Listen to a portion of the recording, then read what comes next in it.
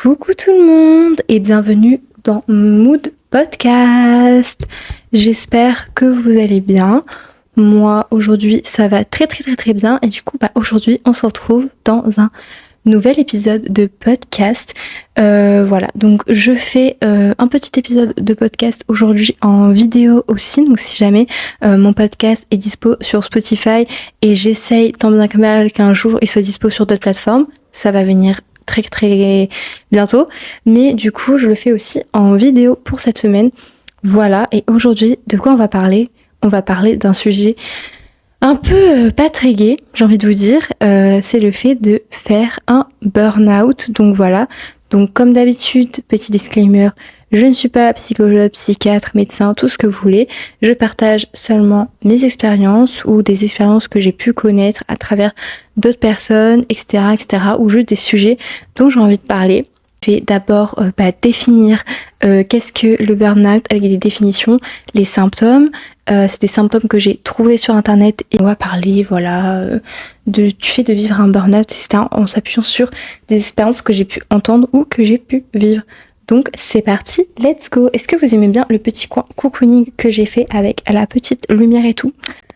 Donc déjà, qu'est-ce que c'est le burn-out et par quoi ça se définit, enfin par quels symptômes et c'est le burn-out est défini.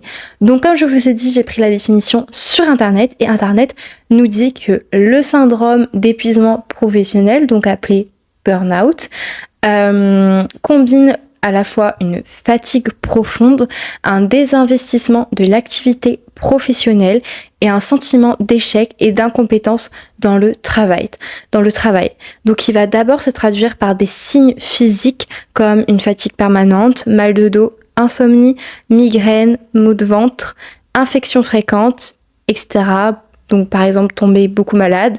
Donc une souffrance aussi psychique qui peut également se manifester par un vide émotionnel, de l'anxiété sous toutes ses formes, une irritabilité profonde, une tendance à s'isoler, des difficultés de concentration, un sentiment d'être dépassé par les événements ou de la démotivation. La personne qui va être atteinte de ce trouble peut devenir anormalement froide et indifférente et elle va s'isoler émotionnellement et faire preuve d'un cynisme qui est pour elle inhabituel. Donc ça, c'est pour le burn-out, mais je pense que vous avez peut-être déjà aussi entendu parler du bore-out, du brown-out, qui sont d'autres, on va dire, sous burn-out, enfin d'autres types de burn-out. Donc par exemple, le bore-out, c'est un syndrome d'épuisement professionnel qui se fait par l'ennui et le brown-out, c'est une profonde perte de sens au travail. Donc c'est un peu dur à différencier, mais vraiment normalement je crois que le bore-out c'est vraiment genre tu t'ennuies au boulot, c'est juste genre vraiment de l'ennui profond, et le brown c'est plus genre tu sais pas pourquoi t'es là, tu sais pas pourquoi tu fais ce travail, tu sais plus, t'es perdu. Et du coup, le burn-out, c'est vraiment plus ce truc de cynisme, d'être très fatigué, etc. Donc du coup, aujourd'hui, on va se concentrer exclusivement sur le burn-out et surtout mon expérience personnelle.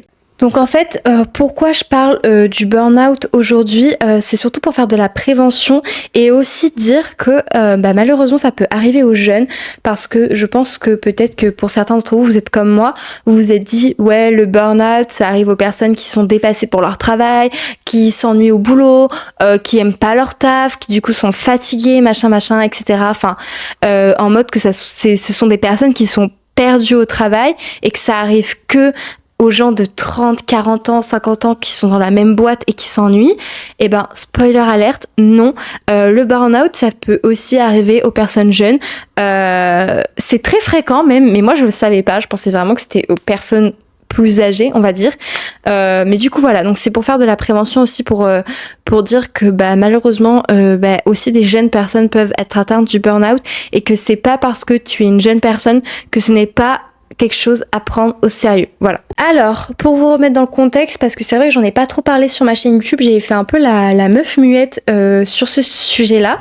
Mais du coup, ce qui s'est passé, c'est que cette année, je me suis lancée dans une école de théâtre où c'était normalement 10 heures par semaine de cours et j'avais cours le soir et à côté j'ai aussi fait un service civique pour avoir un petit peu d'argent. Et mon premier but c'était l'école de théâtre puisque je vais être comédienne et je voulais faire que ça de mon année, mais des événements autres ont fait que je me devais de prendre un boulot à côté et du coup vu que je voulais pas faire un boulot nul qui me passionne pas, j'ai choisi de faire un service civique dans l'audiovisuel. Cours le lundi par exemple de 16h à 23h, le jeudi de 18h30 à 22h30, donc c'était comme ça, sachant que combiné à ça j'avais aussi cours le mardi soir avec ma troupe de théâtre que j'ai depuis mes 10 ans, voilà, je suis dans cette troupe de théâtre là,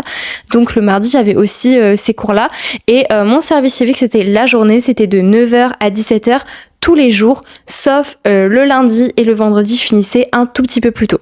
Donc voilà, ce qui fait que à peu près par semaine, j'avais environ 36 heures 38 heures. Ouais, voilà.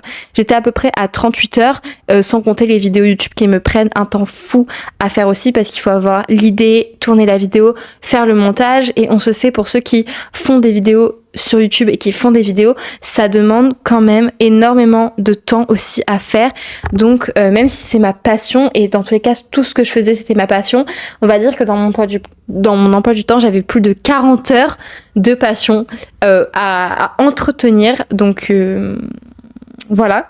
Ce que je me disais au début en prenant ce rythme-là, c'est que je savais que j'allais avoir du mal parce que je suis déjà une personne qui suis très très soumise malheureusement à l'anxiété. Et c'est parfois compliqué pour moi de faire beaucoup de choses parce que ça me demande beaucoup d'énergie et en plus le fait que par exemple j'ai jamais eu un emploi du temps aussi soutenu, enfin à part au collège où c'est assez soutenu, au lycée j'étais plutôt tranquille, à la fac j'ai eu quand même 3 ans où j'étais très tranquille, dont une année complète où il y a eu blocus pratiquement toute l'année où du coup j'avais pas cours, donc forcément j'ai été habituée à un rythme beaucoup plus léger, beaucoup plus cours, etc. Mais en même temps, je me suis dit, c'est pas la fin du monde, ça se fait, c'est que des choses que j'aime, etc. Et aussi, ce qui me faisait peur, c'est que moi, j'ai besoin de beaucoup de sommeil. Depuis toujours, je dors entre 8 et 10 heures par nuit. Et le problème, c'est que j'en parlerai dans un autre épisode de podcast prochainement. Mais depuis qu'il m'est arrivé une période très difficile dans ma vie, j'ai besoin d'encore plus de sommeil. Là, à l'époque où je pouvais dormir 8 heures sans être trop fatiguée, maintenant 8 heures, c'est très compliqué pour moi en termes de rythme. J'ai besoin d'une moyenne de 10 heures de sommeil. Si je dors 10 heures, c'est parfait.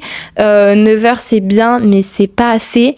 Et si je peux dormir 11 ou 12 heures, alors là je suis aux anges. Donc avoir cours le soir, devoir enchaîner le lendemain, me lever à 6h30 alors que je vais me coucher à minuit, manger à des horaires totalement décalés puisque dans mon école nous n'avions pas le droit de manger, en tout cas les profs aimaient pas trop ça. Si vous voulez, le lundi par exemple de 16h à 18h on avait cours de chant, ensuite on avait une mini pause souvent pour nettoyer le plateau de théâtre, ensuite jusqu'à 20h on avait cours de danse jusqu'à 20h30 et ensuite de 21h à 23h on avait théâtre. Et forcément pendant que les autres passaient sur scène, les profs appréciaient pas qu'on mange, ce que je peux comprendre, mais du coup moi étant timide et anxieuse, forcément que j'avais encore moins envie de déranger les autres en mangeant et du coup j'osais pas forcément non plus de transgresser les règles entre guillemets, on va dire ça comme ça.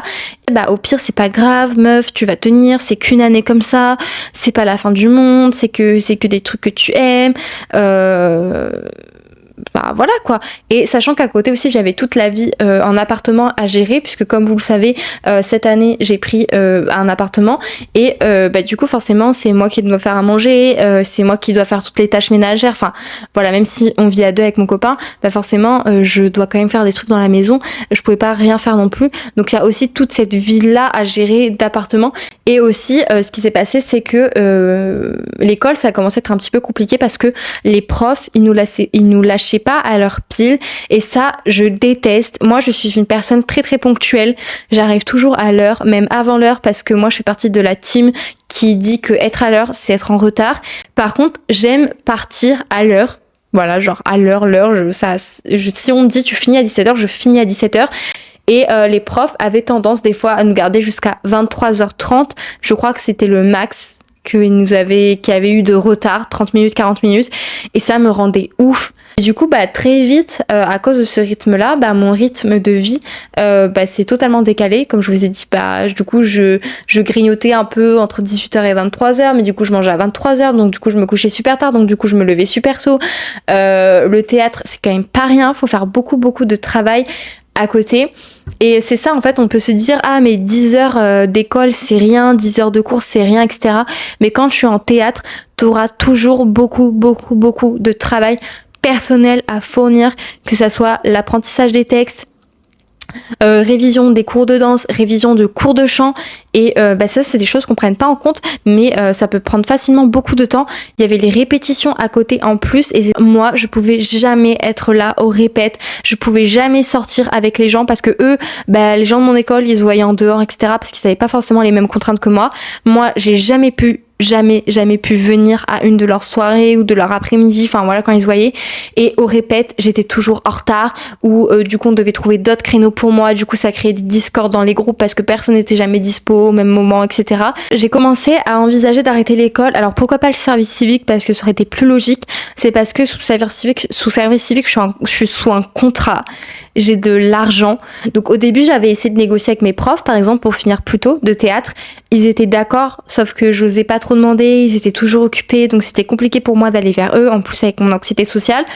Et le service civique, je leur ai demandé si je pouvais aussi faire des heures un peu en moins, etc. en leur expliquant la situation. Mais dans tous les cas, j'aurais dû rattraper un jour ou l'autre. Donc ça m'arrangeait pas non plus. Donc pour moi, j'ai dû faire un choix entre arrêter l'école ou arrêter le service civique. Forcément, le service civique, contrat, argent, je me voyais plus arrêter l'école. Surtout que je m'étais plus intégrée dans mon service civique que dans l'école. Parce que comme je vous ai dit, je pouvais jamais sortir avec les gens. J'ai jamais rien fait avec eux. Je leur parlais pas. J'étais tout le temps toute seule. Et même si j'aimais beaucoup les cours et l'ambiance, malheureusement... j'ai dû réfléchir, donc du coup j'ai vraiment essayé de lutter pendant longtemps, mais sauf que le problème c'est que j'étais de plus en plus angoissée. À chaque fois que j'allais en cours, j'avais la boule au ventre, je pleurais sur le chemin, je pleurais quand je rentrais chez moi, je pleurais même en cours, ça m'arrivait beaucoup de fois de pleurer, de plus en pouvoir et c'était un peu séparé en 2 semestres. En gros en février on a des évaluations et l'année elle reprend à partir de février en gros si vous voulez. Donc là on était en janvier à ce moment-là et je me suis dit vas-y il reste 3 semaines, tu fais les 3 semaines. Sauf que mon corps, comme je vous ai dit, il en pouvait plus quoi. Avec ma psy on s'est dit en vrai si tu peux arrêter maintenant, en mode s'il n'y a pas de contrainte qui fait que tu peux ne pas arrêter maintenant, arrête maintenant avant que ça s'aggrave parce que 3 semaines sur le papier c'est pas beaucoup. Mais dans l'état dans lequel j'étais, 3 semaines, ça pouvait être voué à ma perte. Vraiment, ça pouvait être pire. Je pense qu'avec le recul, j'ai vraiment pris la bonne décision parce que sur le moment, je savais pas vraiment. Maintenant, je peux le dire, on est en avril, j'ai arrêté l'école en janvier. Je peux dire que vraiment, j'ai fait le bon choix. Je pense que j'ai bien fait d'écouter mon mental et mon corps, même si c'était très très compliqué parce que je me disais vraiment au début que je faisais du cinéma, que je pouvais tenir 3 semaines, que c'était juste les évaluations qui me stressaient parce qu'en février on allait avoir les évaluations et du coup ça me stressait et du coup ça me donnait envie d'arrêter. Mais en vrai je pense que j'ai bien fait parce que je pense que j'aurais tenu sur ces 3 semaines-là. J'aurais eu beaucoup plus de mal à m'en remettre parce que pour vous le dire, encore aujourd'hui, on est en avril, bientôt en mai. Et le burn-out est toujours ancré en moi. J'ai toujours des restes de symptômes. C'est toujours très dur. Et même là, c'est dur d'aborder le sujet. Je trouve que c'est important de le faire, mais je suis encore dans une période où c'est encore compliqué. Et je continue à voir ma psy parce que j'ai vraiment du mal à m'en remettre. J'ai toujours cette fatigue permanente. Enfin, voilà, il y a des trucs encore du burn-out qui m'ont un peu... qui m'ont fait des séquelles. Un peu parler de l'après-burnout. Donc quand j'ai écrit mon petit texte là, parce que si vous voulez j'ai un petit texte sous les yeux, etc. Donc quand j'avais écrit c'était février et je disais que je me sens beaucoup mieux, je me sens moins épuisée physiquement et mentalement. Par contre je me sens vide. parce que je suis passée d'un pratiquement 40 heures à un 26 heures.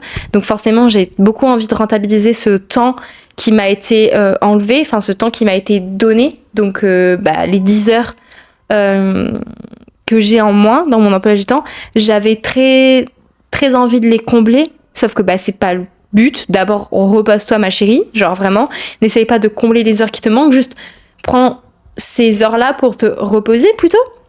Mais encore une fois, dans ma petite tête, j'étais en mode non, heure que je récupère, heure productive. Alors non, juste repose-toi ma gorge et ça suffit. Du coup, voilà, je me sentais très vide au début. Surtout que le théâtre, c'est ma passion. Et c'est vrai que d'avoir 12 heures de théâtre dans mon emploi du temps, mais 12 heures de théâtre, les gars, c'était le rêve ultime. En plus, avec les heures supplémentaires et tout, c'était le rêve. Et là, de passer à 1h30 de théâtre, je vous avoue que ça m'avait un petit choc. En plus, en vrai, j'ai bien fait d'arrêter parce que là, si vous saviez ce que mon école, elle vit, ils ont cours le samedi, ils ont cours le week-end, ils font des heures sup pas possibles. Dans les groupes, ça s'embrouille tout le temps, tous les jours, ils sont en train de s'embrouiller. Et en fait, je me suis rendu compte que les gens qui étaient là-bas, malheureusement, ils avaient pas mes valeurs à moi du théâtre.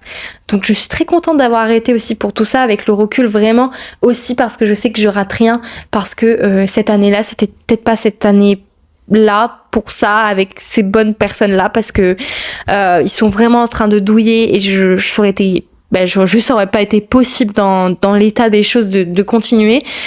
J'étais pas la seule à avoir arrêté, il y a beaucoup de gens qui ont arrêté, bon, peut-être pas pour les mêmes raisons que moi, en tout cas il y a beaucoup d'élèves qui ont arrêté la compagnie, et ça m'a fait du bien aussi de voir forcément que j'étais pas seule à pas pouvoir forcément tenir le rythme, ou en tout cas vu que tout le monde faisait semblant d'aller bien, enfin que j'avais l'impression que tout le monde allait bien, de voir qu'il y avait des gens aussi qui a arrêté parce qu'ils allaient pas bien, ça m'a fait du bien de pas me sentir seule à pas être bien. Je sais pas si c'est très clair ce que je viens de dire, mais bon. Et au début, je faisais beaucoup de rêves et de cauchemars sur l'école, où ça a duré, je dirais, 1 ou 2 mois. C'était toutes les nuits, je rêvais de l'école, où je faisais des cauchemars dessus, et du coup ça me faisait beaucoup de mal. Enfin vraiment, je me disais mais c'est rien 40 heures, faire un service civique la journée, aller en école de théâtre le soir, faire des vidéos le week-end, c'est rien. Sauf que en fait j'étais en mode pourquoi mon corps il tient pas, enfin pourquoi les gens ils sont capables de tenir et pas moi, enfin bref, voilà, donc il y avait aussi beaucoup de culpabilité de ma part, de mon côté. Maintenant, avec le recul que j'ai de 4 mois, on va dire à peu près, je me sens vraiment beaucoup mieux mentalement. Physiquement, je ne ressens plus aucune culpabilité du fait d'avoir quitté l'école.